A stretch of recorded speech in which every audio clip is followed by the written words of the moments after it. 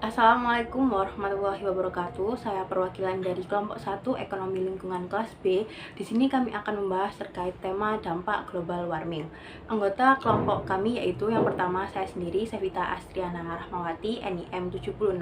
Yang kedua ada Rizky Dwi Anggraini, NIM 91. Yang ketiga ada Wanti Nawangsari, NIM 94. Yang keempat ada Farah Rizky Afianti, NIM 110. Dan yang terakhir ada Rina Apriana Firdaus, NIM 124. Pokok bahasan yang akan kelompok kami sampaikan yaitu yang pertama permasalahan, yang kedua solusi, dan yang ketiga yaitu peran stakeholder. Sebelum masuk ke pembahasan yang pertama, mari kita simak video kasus dampak global warming.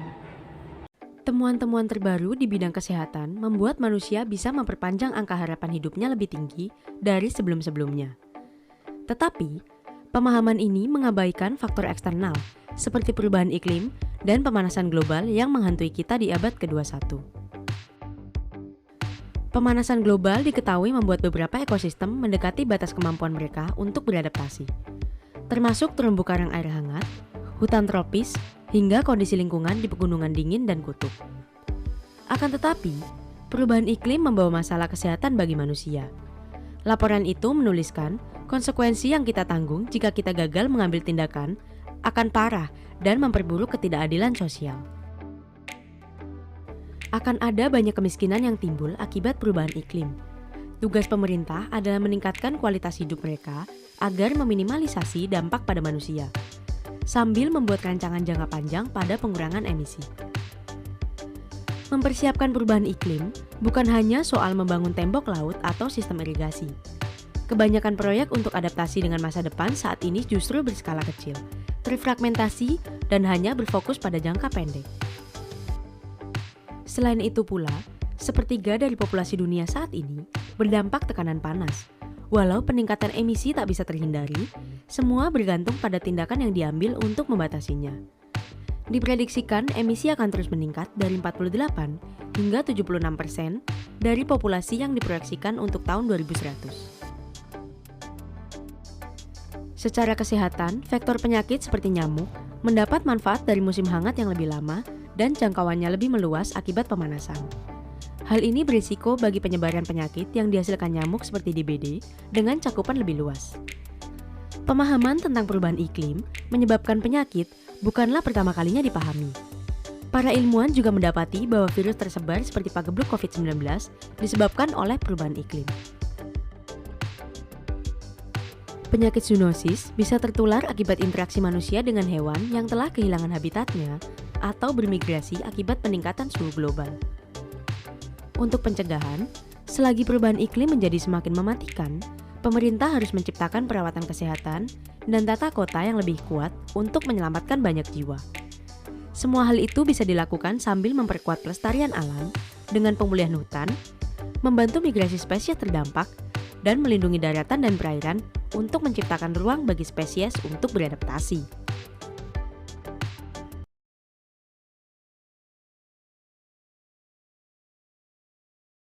Pembahasan yang pertama yaitu permasalahan.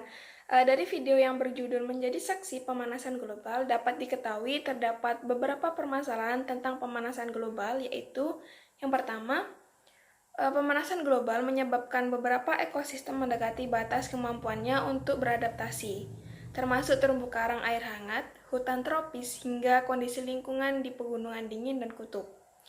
Permasalahan yang kedua yaitu perubahan iklim yang menimbulkan masalah kesehatan bagi manusia dan semakin banyaknya kemiskinan yang muncul.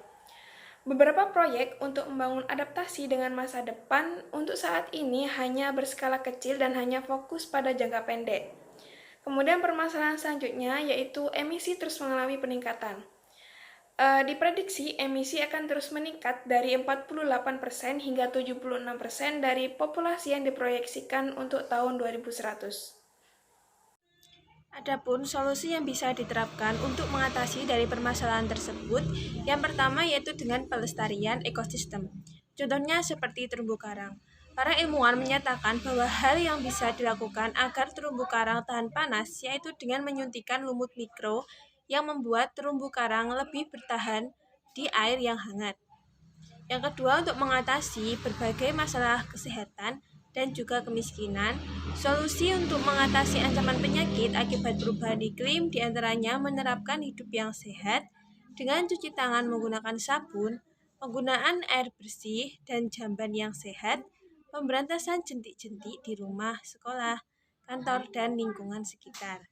Selain itu, kita juga dituntut untuk membuang sampah pada tempatnya, tidak meludah sembarangan, penggunaan alat pelindung diri bila diperlukan.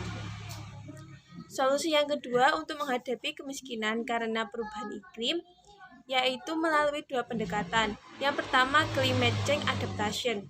Adaptasi dikemukakan sebagai penyesuaian sosial terencana untuk menghindari ancaman iklim, termasuk melalui perubahan kelembagaan, pembangunan infrastruktur, teknologi baru, dan reformasi sosial. Yang kedua, agrarian modernisasi.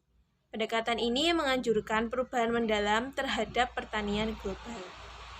Solusi selanjutnya yaitu solusi untuk mengurangi tingkat emisi dengan cara yang pertama mengurangi penggunaan kendaraan pribadi, yang kedua membatasi penggunaan pendingin ruangan, yang ketiga menggunakan listrik dengan efisien, yang keempat mengolah sampah, dan yang kelima mengurangi penggunaan botol plastik serta sedotan plastik sekali pakai. Baik, selanjutnya saya akan menjelaskan tentang peran stakeholder. Yang pertama yaitu peran masyarakat untuk mengurangi risiko dampak pemanasan global. Yang pertama yaitu penghijauan lahan gundul, yang mana kenaikan kadar oksigen dalam udara adalah akibat dari asimilasi yang terjadi pada daun atau pepohonan yang tumbuh dengan baik sebagai hasil penghijauan lahan gundul. Dengan kenaikan kadar oksigen dalam lingkungan, lapisan ozon dalam atmosfer akan bertambah baik.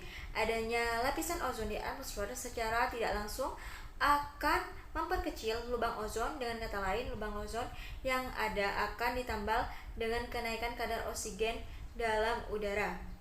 Yang kedua yaitu membuat area resapan di permukiman masyarakat. Hal tersebut berfungsi untuk mengarahkan air ke dalam tanah sehingga mengurangi aliran permukaan.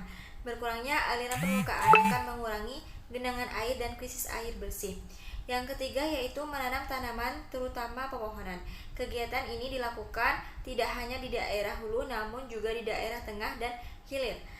Penanaman tersebut yaitu akan mengurangi terjadinya erosi serta menahan gerusan air terhadap tanah sehingga lebih tahan terhadap longsor dan air cenderung bersih.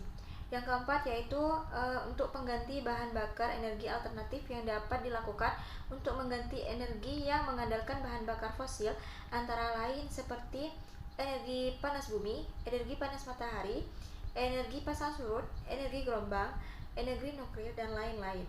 Untuk peran stakeholder selanjutnya yaitu peran pemerintah, di mana dalam mengatasi dampak perubahan iklim, pemerintah Indonesia membuat kebijakan inovatif di berbagai sektor. Salah satunya yaitu sektor keuangan. Pendanaan menjadi isu penting untuk mengatasi perubahan iklim. Tidak hanya di Indonesia, saat ini semua negara di dunia berupaya meningkatkan sumber pendanaan untuk mengatasi dan menjalankan program-program yang berkaitan dengan perubahan iklim. Program tersebut diantaranya yang pertama, yaitu CCFF atau Climate Change Fiscal Framework, merupakan kerangka untuk memformulasikan kebijakan fiskal dan strategi mobilisasi dana di luar APBN. Selanjutnya yaitu carbon pricing. Pemerintah juga memperkenalkan kebijakan carbon pricing atau nilai ekonomi karbon. Kebijakan ini menerapkan polluters pay principle. Yang ketiga yaitu ETM atau Energy Transition Mechanism, yang merupakan suatu bentuk pembiayaan campuran atau blended finance yang dirancang untuk mempercepat penghentian pembangkit listrik bertenaga batu bara. Yang ketiga yaitu pooling fund bencana. Pooling fund bencana adalah instrumen utama strategi PARB. PFB adalah sebuah skema untuk mengumpulkan, mengakumulasi, dan menyalurkan dana khusus bencana oleh sebuah lembaga pengelola dana.